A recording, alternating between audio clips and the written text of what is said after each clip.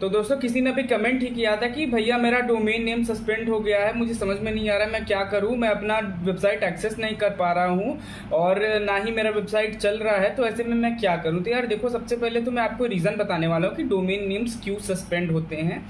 उसके बाद मैं आपको स्टेटस दिखाऊंगा कि कैसे आपको पता चलेगा कि आपका डोमेन नेम सस्पेंडेड है, कि वो एक्टिव है स्टेटस में, आप कैसे चेक करोगे। और उसके बाद मैं आपको बताऊंगा कि आप कैसे फिक्स कर सकते हो सस्पेंडेड डोमेन नेम को। तो यार देखो, सबसे पहली बात तो कोई भी डोमेन नेम सस्पेंड क्यों होता है, या कोई भी वेबसाइट साफ साफ भाषा में क्यों सस्पेंड होता है।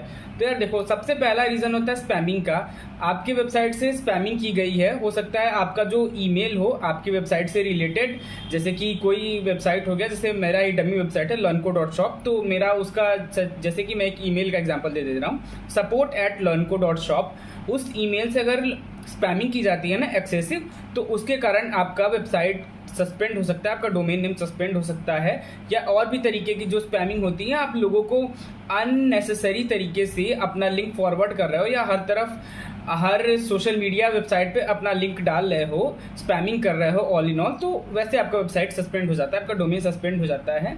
या फिर आप जो भी डोमेन नेम प्रोवाइडर है उसके जो टर्म्स ऑफ सर्विस है उसका वॉयलेशन आपने किया हो, जितने भी उनके टर्म्स ऑफ सर्विसेज रहते हैं उनको फॉलो आप नहीं किया हो, तभी आपका डोमेन नेम सस्पेंड होता है। तीसरे में क्या है कि आपके हो सकता है डोमेन से कोई प्रॉब्लम आ गया हो, डोमेन रिलेटेड कोई इशू, जैसे कि आपका डोमेन हो सकता है प्रॉपरली रिजॉल्व नहीं हो रहा हो डीएनएस से, उस टाइम पे आपका डोमेन सस्पेंड हो सकता है। या फिर चौथा रीज़न है फेलियर टू पे फीस, मतलब आपका डोमेन हो सकता है कि रेन्यूअल में आ गया हो, आपको पेमेंट करना हो लेकिन आपने पेमेंट नहीं किया हो, तो आपका डोमेन नेम सस्पेंड हो सकता है। और उसके साथ साथ ही यहाँ पे भी है रिन्यूअल इश्यूज, जो कि रिलेटेड ही है फेलियर टू पे फीस में।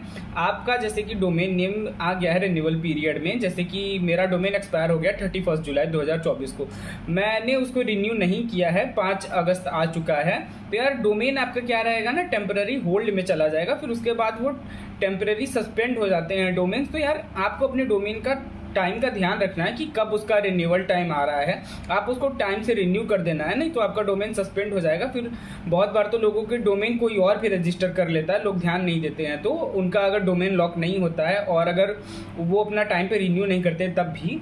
और यहाँ पे एक और बड़ा रीज़न है कॉपीराइट इन्फ्रिंजमेंट का। हो सकता है आपने किसी को कॉपीराइटेड कंटेंट डाला हो अपनी वेबसाइट पे या प्रोड्यूस किया हो, तब उन्होंने कोई आपके खिलाफ कोर्ट में ऑर्डर कर दिया हो, आपके खिलाफ कार्रवाई हो गई हो, तो आपका डोमेन सस्पेंड हो सकता है।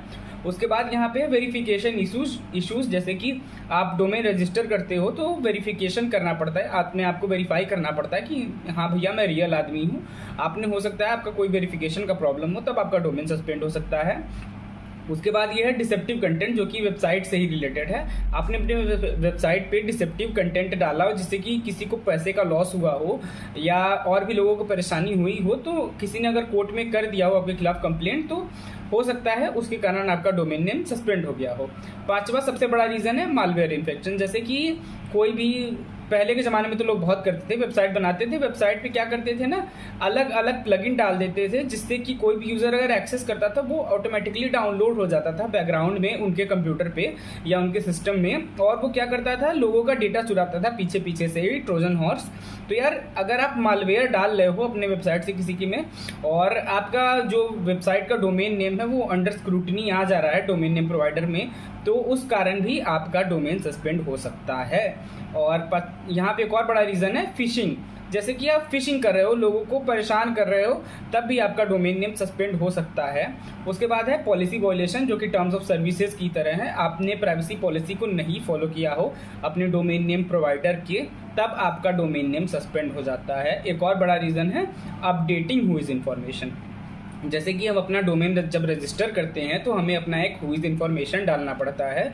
आपको हो सकता हो आपका हुईज इन्फॉर्मेशन अपडेट करने के लिए ईमेल आया हो अपने डोमेन नेम प्रोवाइडर से, लेकिन आपने उसको अपडेट ना किया हो, तब भी हो सकता है आपका डोमेन नेम सस्पेंड हो गया हो। अगर आपके में ये सारी चीज़ें, ये सारी परेशानियां हैं, तो यार आप इनको अकॉर्डिंगली सही करो। आपका डोमेन नेम मैं लिख के देता हूँ, रिजॉल्व हो जाएगा, अनसस्पेंड हो जाएगा। लेकिन अभी मैं आपको शुरू में मैंने वीडियो बताया था कि मैं आपको दिखाऊंगा कि कैसे पता चलेगा कि वो डोमेन नेम सस्पेंड है, कैसे स्टेटस से। तो देखो, ये देखो, जैसे कि यहाँ पे एक मैंने डोमेन नेम खोला हुआ है दिखाने के लिए, तो यार देखो यहाँ पे ये जो स्टेटस आप देख रहे हो ना, क्लाइंट क्लाइंट होल्ड का यही मतलब है कि भैया डोमेन नेम अभी सस्पेंडेड है या फिर होल्डिंग पीरियड पे है, यही इसका मतलब है साफ साफ। तो आप जब भी अगर whois.com पे जाके whois इन्फॉर्मेशन में चेक करोगे अपने डोमेन नेम का, अगर आपको सारे स्टेटसेस सही दिखेंगे, कहीं पे होल्ड का नहीं दिख रहा है, तो आपका डोमेन रिजॉल्व है, वो सस्पेंडेड नहीं है। अगर आपको दिख जाए क्लाइंट होल्ड या ऐसा कुछ, तो आपका डोमेन नेम सस्पेंडेड है।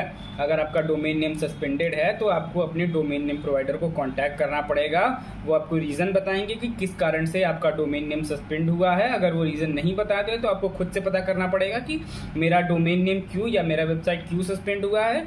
आपको उसके अकॉर्डिंगली एक्शन लेना है अपने वेबसाइट को या अपने डोमेन नेम को अनसस्पेंड करवाने के लिए। और ये सारे प्रोसेस में थोड़ा टाइम जाता है, तो लोगों का वेबसाइट काफ़ी टाइम तक डाउन रहता है। तो यार यही है कि अगर आपका डोमेन नेम सस्पेंड हो जा रहा है तो वो रातों रात दोबारा ऑनलाइन नहीं आ सकता, उसमें टाइम ही लगेगा आपको। अगर आपने कोई बहुत ज़्यादा बड़ा लेवल पे किया है, कुछ परेशानी क्रिएट लोगों के लिए, तो हो सकता है आपका डोमेन नेम 1 साल 2 साल 3 साल या हो सकता है हमेशा के लिए सस्पेंडेड रहे। तो यार मैं उम्मीद करता हूँ आपको वीडियो अच्छा लगा, इन्फॉर्मेटिव लगा हो।